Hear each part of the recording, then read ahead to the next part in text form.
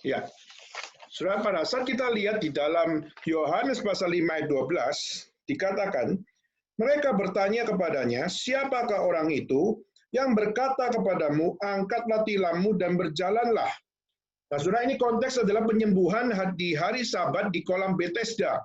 Kita tahu di kolam Bethesda di situ, di mana di serambi-serambi situ ada sejumlah besar orang sakit, orang timpang, orang buta, orang lumpuh, dan mereka tidak pernah untuk menerima sebuah mujizat penyembuhan. Saudara, tapi di situ ada orang yang sudah 38 tahun sakit. Dan waktu Yesus lihat di situ, Yesus berkata, maukah engkau sembuh? Lalu orang itu mengatakan, Tuhan, tidak ada orang pun yang menurunkan aku ke kolam itu. Sehingga aku tidak pernah bisa disembuhkan. Kenapa? Orang lain sudah mendahului aku. Lalu Yesus berkata apa? Yesus berkata, bangunlah, angkatlah tilammu, dan berjalanlah. Dan saat itu juga sembuhlah orang itu dan mengangkat tilamnya dan berjalan. Nah, saudara, ini tidak pernah menjadi sesuatu fenomena yang terjadi khususnya di dalam sejarah Yahudi.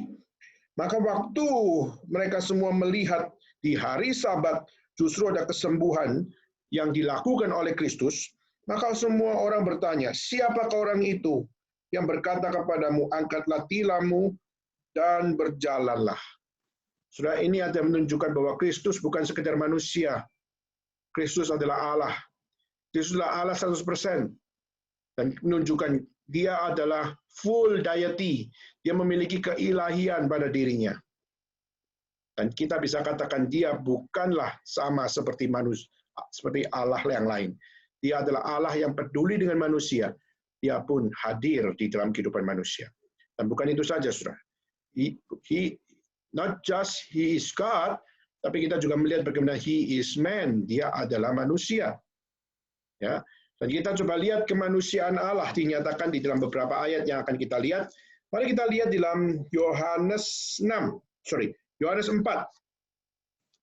Kita melihat dalam Yohanes pasal 4 ayat yang ke-6.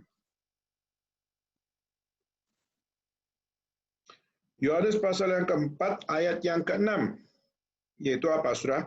Di situ terdapat sumur Yakub. Yesus sangat letih oleh perjalanan. Karena itu ia duduk di pinggir sumur itu. Hari kira-kira pukul 12. Kata yang kita tekankan adalah letih dalam perjalanan. Yesus kan adalah Tuhan. Dia adalah full deity. Tapi justru dia letih dalam perjalanan. Maka kenapa dia bisa letih? Letih di sini menggambarkan humanity dari Tuhan. Menggambarkan bahwa dia mengosongkan dirinya menjadi manusia 100%, maka sebagai manusia, dia pun juga mengalami keletihan. Dia pun lapar, dia pun haus, dia pun juga memiliki akan satu hal, apa yang menjadi keterbatasan yang ada pada diri manusia. Ya.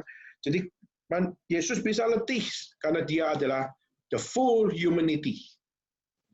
Kalau kita lihat dalam pasal 19, kita lihat Yohanes 19 ayat yang ke-28. Sesudah itu, karena Yesus tahu bahwa segala sesuatu telah selesai, berkatalah ia, supaya genaplah yang tertulis dalam kitab suci, aku haus, saudara, I'm thirsty. Nah, sekali lagi ini juga menggambarkan bagaimana karena humanity of Christ, dia adalah 100% manusia, maka dia pun juga mengalami apa yang namanya haus. Dia juga mengalami apa yang namanya capek. Dan ini menggambarkan Kristus juga adalah 100% manusia. Bagian yang lain Matius. Mari kita lihat di dalam Matius. Matius 24. Dalam Matius 24 ayat yang ke-36. Tetapi tentang hari dan saat itu tidak seorang pun yang tahu, malaikat-malaikat di surga tidak, dan anak pun tidak, hanya Bapa sendiri. Nah, saudara, mungkin kita mulai confuse nih. Allah Tritunggal, Allah Bapa, Allah Anak, dan Allah Roh Kudus. Kenapa justru Allah Anak tidak tahu apa yang dikehendaki oleh Allah Bapa? Kenapa justru dia tidak bisa mengerti kehendak Bapa? Kenapa dia Justru dikatakan hanya Bapa sendiri yang tahu, anak pun tidak. Saudara, mungkin kita mengatakan, Allah Tritunggal macam apa ini? Kenapa kok Allah anak tidak tahu apa yang ada pada kehendak Bapa? Padahal mereka adalah satu Allah, dan satu Allah tiga pribadi, dan tiga pribadi adalah satu kehendak seharusnya. Kenapa bisa demikian? Saudara, kita percaya adalah satu hal, yaitu apa? Karena Kristus, dia mengosongkan dirinya, sehingga kehendak Allah tidak menjadi satu hal yang dia lakukan tahu. Kenapa? Karena di dalam kematahuan Tuhan dia tahu. Tapi dalam pengosongan dirinya sebagai manusia 100%, dia membatasi dirinya. Dia membatasi dirinya sehingga dia mengikuti kehendak Bapa. Dan apa yang Tuhan kehendaki, biarlah dia yang kerjakan di dalam, bukan kematahuan dia, tapi di dalam keterbatasan dirinya. Maka di sini Yesus membatasi dirinya. Tapi tentu saja membatasi dirinya bukan berarti dia ikut-ikutan seperti manusia berdosa. Tidak. Dia membatasi dirinya tapi di dalam kesempurnaan dirinya. Maka itulah kenapa Kristus tetap manusia 100% dan dia tidak berdosa, dia sempurna, dan dia belajar mengikuti rencana Tuhan. Menggambarkan, He is God 100% and He is man 100%. The full deity of Christ, the full humanity of Christ. Dan saudara, mungkin kita bertanya, kenapa sih Allah harus mengosongkan dirinya? Kenapa Allah harus untuk menjadikan dirinya sebagai manusia? Kenapa dia harus repot-repot seperti itu? Sebenarnya dia mau mengajarkan kepada kita apa? Saudara, kalau kita lihat conclusion-nya, He is God, but He is also accepted the nature of servant as the part of His body. Menggambarkan bagaimana dia sebagai manusia, dia menerima natur hamba. Nah, ini penekanannya, saudara. Penekanannya adalah menjadi hamba bagi Allah. Yesus mau mengajarkan kepada kita, yaitu apa? Dia adalah Allah, dan dia rela menjadi hamba untuk melakukan kehendak Tuhan.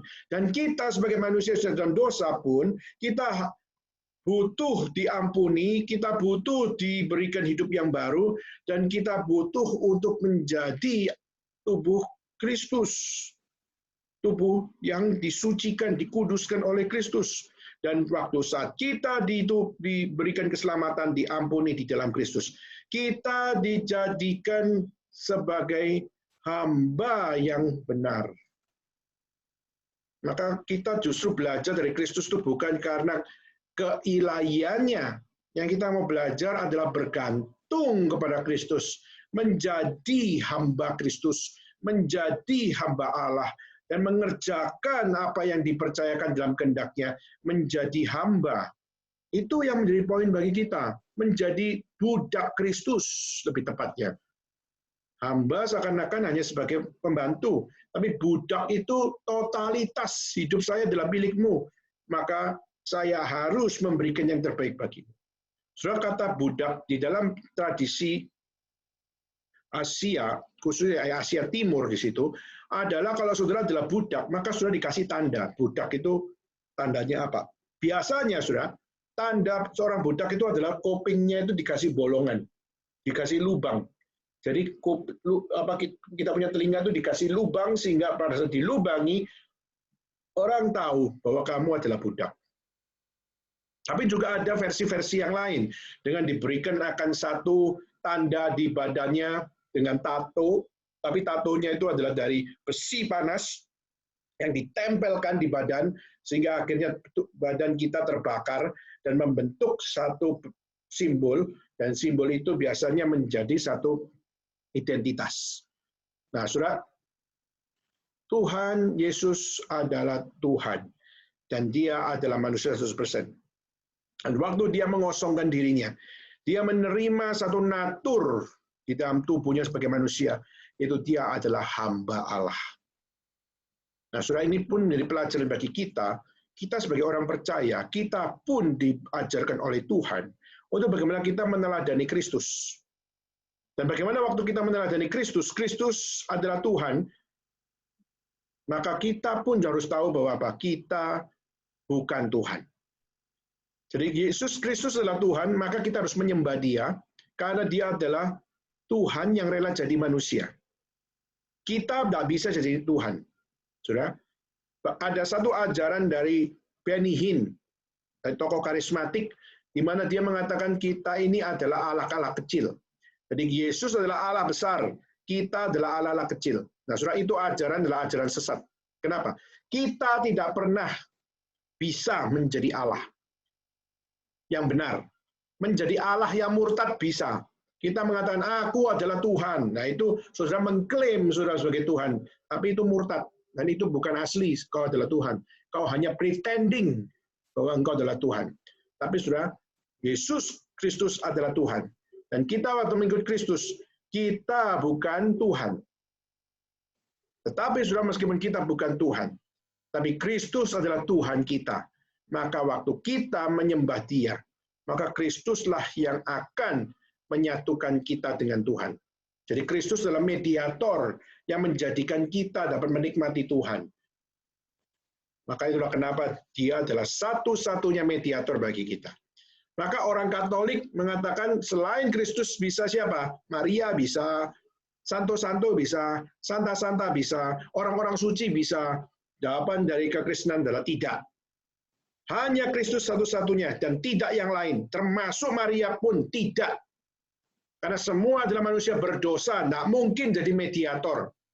Maka the one and only by Christ alone. Maka disitulah Kristus. Dia adalah Allah yang menjadi hamba Allah untuk setiap kita bisa menerima keselamatan, menerima penebusan, dan menerima pengampunan. Dan kita belajar menjadi hambanya Kristus untuk kita hidup di dalam Kristus, untuk kita bisa diselamatkan, dibenarkan, dan kita menerima akan hidup yang baru. Dan waktu kita melihat di dalam Kristuslah, kita bisa berdamai dengan Tuhan Allah. Maka saudara, menjadi hambanya. Itulah yang Tuhan mau ajarkan kepada kita. Oke, saudara. Maka inilah yang menjadi satu keindahan di dalam teologi Natal. Kenapa Kristus datang dalam dunia? Justru Dia menjadi satu-satunya pernyataan Allah yang dapat membawa kita mengenal panggilan hidup kita menjadi hamba Allah. Itulah yang Tuhan mau ajarkan kepada kita. Hanya Kristus yang memampukan kita menjadi hambanya. Hanya Kristus yang dapat menjadi satu-satunya jalan kita bisa menjadi hamba Allah. Dan melalui Kristuslah kita bisa diampuni, dan di dalam Kristuslah kita bisa memiliki relasi yang benar di dalam Tuhan. Maka saudara, hanya di dalam Kristuslah kita dapat berdamai dengan Allah. Nah, sekarang kita akan next slide, saudara. Nah, pertanyaannya adalah after koinosis, what's next, gitu ya?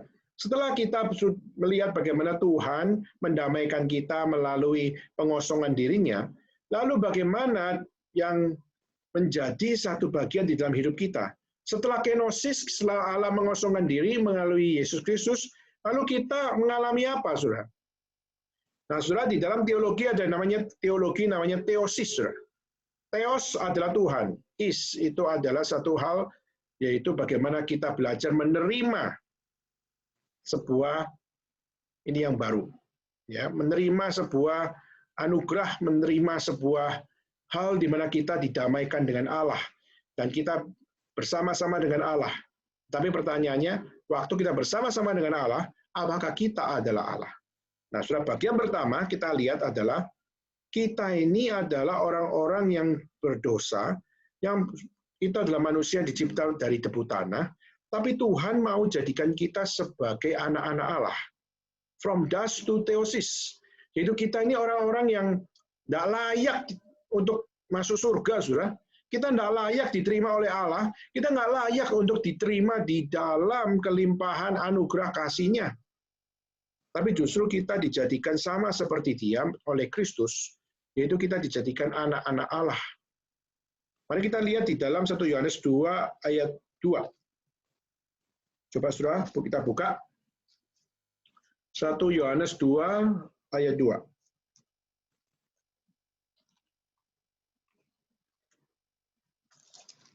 1 Yohanes 2 ayat 2.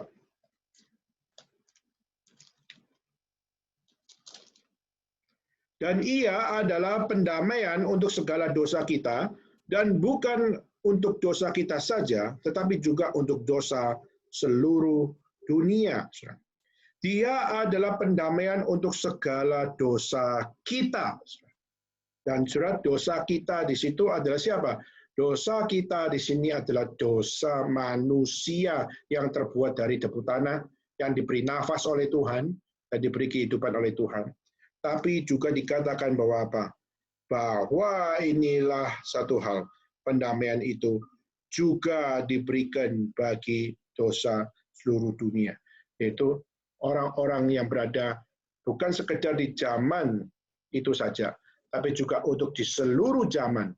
Kita melihat bagaimana orang berdosa diberikan kesempatan untuk menjadi sama seperti Allah, tapi di situ dia bukan Allah, tapi menerima akan posisi sebagai anak-anak Allah. Itu yang lebih tepat.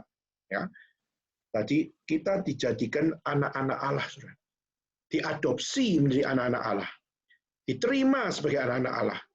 Ciptaan yang tidak layak, tapi dijadikan anak-anak Allah. Ini adalah satu pengertian teologi from dust to theosis. Yaitu setiap kita yang adalah manusia yang tidak layak dan terbatas ini, diterima jadi anak Allah. Dan kenosis membawa kita. Hanya Kristus yang dapat membawa kita. Hanya melalui pribadi inkarnasi Kristus dan kenosis Kristus membawa kita untuk dapat diterima sebagai anak-anak Allah. Tanpa Kristus tidak mungkin. Tanpa Kristus impossible. Dan tanpa Kristus kita tak akan pernah dapat memperoleh jalan menuju kepada pendamaian. Ya, Saudara, itu yang pertama. Kedua, kita dijadikan anak-anak Allah, dan kita diterima jadi anak-anak Allah, dan kita diselamatkan menjadi anak-anak Allah. Bukan cuma sekedar ditebus saja, tapi kita diselamatkan, dijadikan, dan kita diberikan akan satu jaminan bahwa kita diampuni oleh Allah. Roma 8 ayat 21, Saudara. Kita lihat di dalam Roma 8 ayat 21. Saya akan bacakan. Tetapi dalam pengharapan, karena makhluk itu sendiri juga akan dimerdekakan dari perbudakan, kebinasaan, dan masuk ke dalam kemerdekaan, kemuliaan anak-anak Allah. Saudara, bayangkan, manusia yang sudah jatuh di dalam dosa, mereka semua adalah berada di dalam perbudakan kebinasaan. Perbudakan kebinasaan, tetapi justru perbudakan kebinasaan ini akan dilenyapkan oleh Kristus, dan kita diterima menjadi orang-orang yang merdeka, dan kita merdeka di dalam kemuliaan anak-anak Allah. Dibebaskan untuk menjadi anak-anak Allah. Bukan sekedar dari debu tanah saja akhirnya kita jadi anak-anak Allah, tapi kita diselamatkan dari kebinasaan dosa, dan kita diselamatkan dan menerima akan yang namanya kemerdekaan, kemuliaan anak-anak Allah. Ini satu tindakan ilahi luar biasa. Ini bukan inisiatif manusia untuk menghadirkan kenosis yang menuju kepada teosis. Tapi justru kita adalah orang-orang yang dikasih anugerah besar oleh Tuhan untuk bisa menjadi orang-orang yang menikmati teosis. Ketiga, yaitu adalah manusia tidak dapat menjadi Tuhan di secara esensi. Jadi meskipun kita diterima sebagai anak-anak Allah, saudara jangan pikir saudara adalah Allah. Itu kurang ajar namanya. Saudara, kita semua adalah anak-anak Allah, tetapi kita diadopsi oleh Allah. Bukan berarti kita ini Allah. Saudara, kita lihat ajaran-ajaran Kristen yang bidat, sesat, dan murtad adalah mereka justru menjadikan aku adalah anak Allah. Saudara, ada lagu anak kecil, saudara, ada lagu sekolah minggu. Aku anak raja, engkau anak raja, kita semua anak raja, gitu kan? Kita semua adalah anak raja.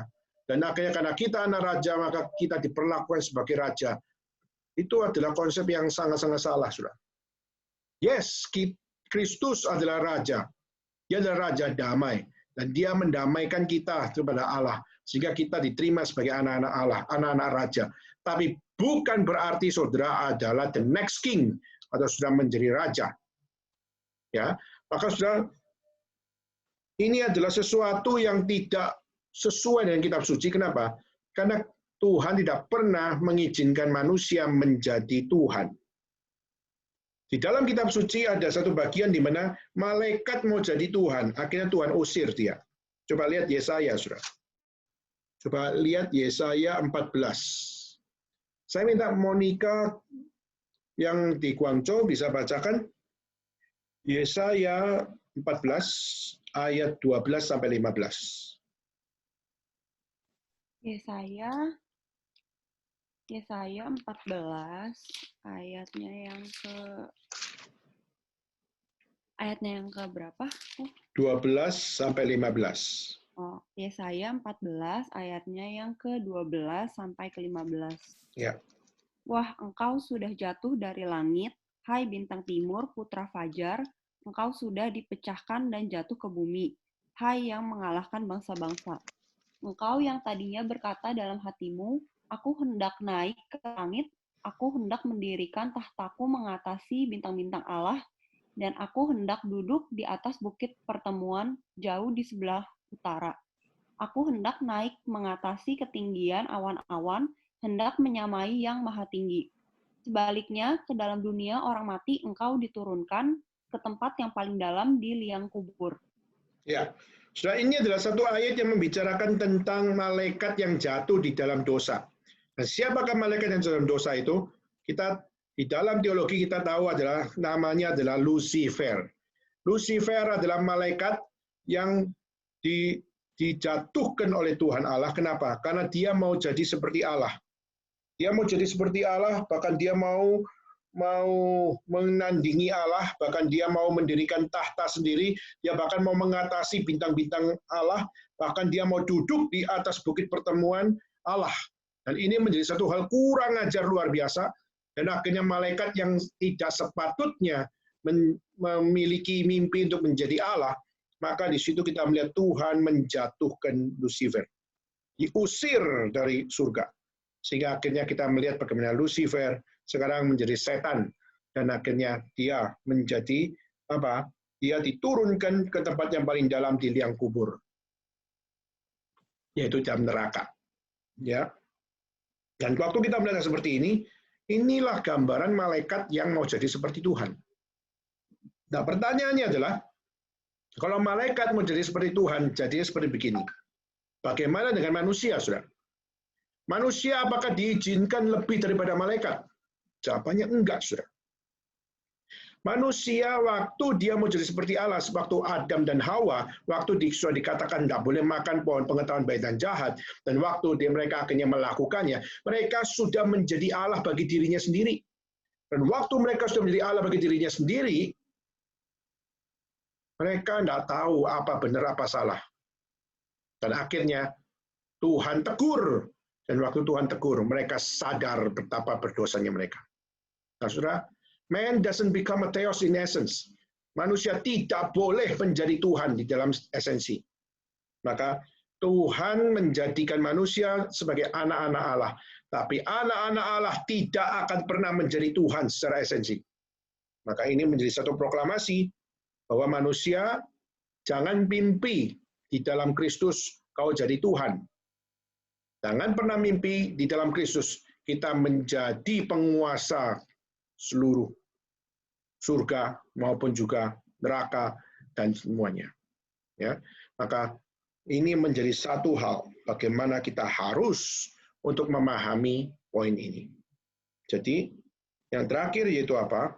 Yaitu union with Christ, yaitu yang menjadikan kita bisa diselamatkan, yang menjadikan kita bisa diterima jadi anak Allah, di mana kita bisa dijamin secara kekal oleh Tuhan Allah. Semua kuncinya adalah Kristus saja. Kenapa, Saudara? Karena Kristuslah yang menjadi satu-satunya kunci kita bisa diterima oleh Tuhan Allah di dalam rencana Tuhan Allah. Jadi Kristus bisa menjadi mediator bagi kita, bisa berdamai dengan Allah, bukan karena inisiatif kita, tapi semua adalah inisiatif Allah. Dan Allah membangun covenant bagi kita melalui Kristus Yesus. Sehingga kita semua dijamin di dalam Kristus, barulah kita dapat berdamai dengan Allah. Tanpa jaminan di dalam Kristus, tanpa kita union with Christ, bersatu di dalam Kristus, maka kita tidak mungkin diterima oleh Allah. Tapi sekali lagi, bersatu dalam Kristus bukan berarti kita adalah Kristus, bukan berarti kita adalah Tuhan, bukan berarti kita adalah Allah, tapi kita dijamin di dalam nama sakralnya di dalam Kristus. Nah, saudara, maka Kristuslah kunci kasih Allah mau hanyut di dalam hidup kita semua, memberikan keselamatan, memberikan jalan, memberikan dasar bagi kita. Nah, sekarang yang terakhir adalah gimana kita menghidupi sebuah pengosongan diri Kristus yang membawa kita bisa berdamai dengan Allah. Lalu bagaimana saya bisa menikmati akan inkarnasi Tuhan? Bagaimana saya bisa menikmati akan pengosongan diri Tuhan Allah yang mau menjadi jalan mediator bagi saya dan Tuhan, sehingga saya bisa berdamai dengan Allah, dan Allah memberikan kita posisi sebagai anak-anaknya. Gimana kita bisa menghidupinya dengan benar? Maka saudara, terakhir, slide berikutnya. Yaitu yang pertama, saudara, yaitu kita harus menghidupi pimpinan Roh Kudus. Roh Kudus akan memimpin kita. Roh Kudus akan membawa kita untuk melihat bagaimana kita bisa belajar menikmati setiap apa yang menjadi pengosongan diri Tuhan Allah dapat menjadi berkat bagi kita. Saudara, seringkali kita melihat orang, kita sudah punya, kita misalnya saudara mendapatkan berkat, misalnya saudara mendapatkan uang, dan pada saat saudara mendapatkan uang, saudara senang, saya dapat bonus, saya dapat uang. Tapi tiba-tiba saudara juga lihat ada orang Kristen yang baru kena COVID. Dan waktu kena COVID, dia masuk rumah sakit, dan akhirnya dia harus keluarin biaya yang luar biasa besar, dan dia tidak punya uang untuk itu. Maka saudara, mungkin waktu itu saudara diperhadapkan dengan satu pertanyaan, yaitu apa? Kenapa Tuhan izinkan saya dapat uang ini? Apakah hanya untuk saya, atau juga untuk membantu orang lain? Nah, saudara, kadang-kadang Tuhan mengizinkan kita melihat realita itu, dan Roh Kudus bekerja untuk apa? Mengingatkan saudara, yaitu apa? Aku memberkatimu, dan aku memberkatimu untuk engkau memberkati orang lain. By the guidance of the Holy Spirit, akhirnya kita belajar membangun sebuah attitude, yaitu apa? Oke, Tuhan, terima kasih, saya diberkati oleh Tuhan, sekarang saya mau belajar menjadi berkat bagi orang lain. Akhirnya saudara memberikan persembahan. Kadang-kadang mungkin saudara sudah begitu, saudara libur misalnya, saudara dapat hari libur, puji Tuhan, misalnya kemarin ada pilkada di daerah-daerah, saudara, dan di daerah-daerah semua pada libur, saudara. Puji Tuhan, libur. Tapi satu sisi yang lain, waktu kita libur, kita juga lihat bagaimana ada orang yang kesusahan, misalnya apa? Di mana dia mengalami satu hal, yaitu apa? Dia harus diusir dari rumah, atau dia diusir dari kontrakan, dia diusir dari apa yang namanya tempat di mana mereka tinggal. Dan akhirnya mereka harus pindahan sendirian. Nah, saudara, kadang Tuhan izinkan saudara libur, bukan sekedar untuk saudara istirahat. Tapi kadang Tuhan izinkan saudara libur, untuk saudara menjadi berkat bagi orang lain dengan membantu orang lain, belajar jadi hamba bagi orang lain, belajar untuk peduli dengan orang lain, dan belajar menjadi seseorang yang menyangkal diri, untuk tidak menikmati libur secara sendiri, tapi berbagi bagi orang lain. Contoh itu ya. Maka dengan demikian, saudara belajar mengosongkan diri seperti Kristus. Saudara belajar untuk menyangkal diri seperti Kristus. Saudara belajar untuk memikul salib seperti Kristus. Saudara belajar mengikut Kristus seperti Dia yang adalah satu-satunya mediator kita. Kedua, yaitu kita bisa menikmati apa yang namanya kenosis adalah dengan kita pada saat mengikuti perjamuan kudus. Waktu kita mengikuti perjamuan kudus, kita tahu Dia adalah Allah, tapi Dia rela menumpahkan darahnya melalui anggur sebagai lambang darah Kristus yang tertetes bagi kita, melalui akan roti yang adalah tubuh Kristus yang terpecah-pecahkan bagi kita. Dan waktu kita melihat tubuh Kristus dan juga darah Kristus, di situ kita tahu bahwa Allah yang adalah satu-satunya Allah yang hidup, dan Dia rela datang dan dunia dan menumpahkan darah dan memberikan dagingnya bagi kita. Saudara, maka ini sebagai satu pengosongan diri yang luar biasa. Maka waktu kita makan dan waktu kita minum anggur itu, kita harus bersyukur. Kenapa? Kita harus bersyukur karena waktu kita makan roti dan minum anggur di situ, Dia mengosongkan dirinya untuk memberikan keselamatan bagi kita. Maka bagaimana kita bisa jadi berkat setelah mengikuti perjamuan kudus itu? Kita jadi berkat bagi orang lain, yaitu apa? Aku mau menjadikan seluruh kesaksian hidupku untuk menjadi roti dan menjadi anggur bagi orang lain. Itu kedua. Ketiga yaitu adalah melalui doa, saudara. Itu pada saat kita berdoa kepada Tuhan, siapakah kita? Kita adalah orang yang berdosa. Tapi waktu kita berdoa kepada Tuhan yang adalah Allah, dan Allah rela mendengar doa kita, dan Tuhan rela mendengar doa kita di saat Tuhan berkata apa? Bahwa kita diajarkan di dalam Kristus kita berdoa. Di dalam nama Yesus Kristus kita berdoa. Kenapa? Karena nama Yesus Kristuslah yang menjamin doamu didengar oleh Tuhan. Dan hanya dalam Kristuslah doamu adalah doa di dalam mediasi Kristus. Maka waktu kita berdoa, kenapa kita diajarkan untuk berdoa di dalam nama Yesus Kristus? Kenapa, saudara? Karena Kristuslah satu-satunya jalan bagi kita berdamai dengan Allah. Dan hanya di dalam Kristuslah kita bisa memiliki berkat Tuhan. Maka keempat adalah bagaimana kita belajar punya hati yang murni, hati yang bersih, hati yang suci, hati yang kudus, hati yang tidak kotor. Nah, so dalam kitab suci dikatakan adalah berbahagialah orang yang murni hatinya. Berbahagialah mereka yang memiliki hati yang bersih. Nah, saudara, kata diberkatilah, saya sering ulang, kata diberkatilah itu adalah satu kata yang tepat. Kalau bahasa Indonesia memakai istilah berbahagialah. Tapi kata yang lebih tepat, makarios, itu adalah diberkatilah. Dan hanya orang yang pure hatinya, yang hatinya murni, yang hatinya bersih, mereka diizinkan Tuhan untuk apa? Dia akan melihat Allah, saudara. Hanya orang yang murni hatinya mereka akan melihat Allah. Mereka akan diberkati melihat Allah. Nah, saudara, orang yang murni hatinya ada di mana hari ini? Orang yang murni hatinya tidak ada dalam dunia ini. Tapi yang diberkati di dalam Kristus, itulah mereka yang dikatakan murni hatinya. Maka hati baru bisa murni kalau sudah ditebus di dalam Kristus. Sudah dimediasi di dalam Kristus. Dijamin di dalam Kristus. Maka pertanyaannya adalah, apakah kita sudah punya akan berkat yang kita terima, yaitu hati yang murni di dalam Tuhan. Kiranya Kristus senantiasa membersihkan hati kita, membersihkan kehidupan kita, membersihkan kesaksian hidup kita, dan membersihkan seluruh apa yang selama ini menjadi sebuah kisah di dalam hidup kita, untuk bagaimana kita membawa berkat Tuhan menjadi satu berkat yang bukan hanya kita terima sendiri, tapi kita bagi orang lain. Itulah arti kenosis, mengosongkan diri untuk berkorban, mengosongkan diri bukan untuk egois, tapi mengosongkan diri untuk menjadi jalan bagi orang lain, menjadi Injil bagi orang lain, menjadi pemberitaan kebenaran bagi orang lain, keselamatan bagi orang lain, dan menerima hidup yang kekal di dalam Kristus.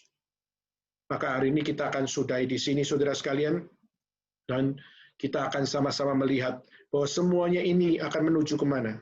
Semua ini akan menuju kepada satu goal, di mana minggu depan kita akan melanjutkan, yaitu adalah kita akan bicara tentang kemuliaan Tuhan. Bagaimana pengosongan diri Kristus justru membawa kita melihat kepada kemuliaan Tuhan. Dan melalui Natal bicara tentang inkarnasi, Natal bicara tentang pengosongan diri, dan Natal juga bicara tentang kemuliaan Kristus. Dan minggu depan kita akan melanjutkan pembahasan ini dan menjadi sebuah proklamasi Natal yang sesungguhnya. Kiranya Tuhan memberkati kita semua pada hari ini. Mari kita sama-sama turun kepala, kita bersama-sama berdoa. Nah, saudara, kita akan sama-sama untuk berdoa, dan saya minta untuk Gracelyn bisa menutup di dalam doa. Mari kita berdoa. Tuhan, terima kasih atas firman-Mu yang telah Engkau sampaikan kepada kami hari ini, ya Bapak. Terima kasih Engkau masih memberikan kami kesempatan sekali lagi untuk mendengar dan juga merenungkan firman kebenaran-Mu, ya Bapak. Bapak, pada saat ini kami ingin berdoa agar kiranya Engkau yang menyertai kehidupan kami, Engkau yang memisahkan kami untuk menjadi berkat dan menjadi saluran berkat kepada teman-teman kami, kepada orang-orang di sekitar kami. Kiranya kami menjadi manusia yang tidak egois, yang hanya mengambil anugerah-Mu dan mengambil berkat-Mu bagi kami sendiri, tetapi biarlah kami mempunyai hati yang ingin berkorban bagi orang lain, hati yang rela untuk mengosongkan diri, dan juga hati yang rela untuk menjadi peduli kepada orang-orang di sekitar kami, ya Bapak. Bapak, kami tahu bahwa kami tidak bisa melakukan hal-hal ini sendiri. Karena itu, ya Bapak, kiranya Engkau yang selalu menyertai kehidupan kami, Engkau yang selalu menguatkan kami, menguatkan iman kami dimanapun kami berada, ya Bapak. Terima kasih atas firman-Mu pada hari ini. Kiranya firman ini tidak hanya berhenti di sini, tetapi Engkau yang selalu menyertai kehidupan kami, dan kiranya kami bisa mengaplikasikan firman ini ke dalam kehidupan kami, ya Bapak. Terima kasih ya Bapak. Di dalam nama Tuhan Yesus kami berdoa dan mengucap syukur. Amin. Amin. Oke, saudara sekalian, kita akan bersama-sama melanjutkan dengan kita memberikan persembahan, dan waktu tempat saya serahkan kepada Jasmine.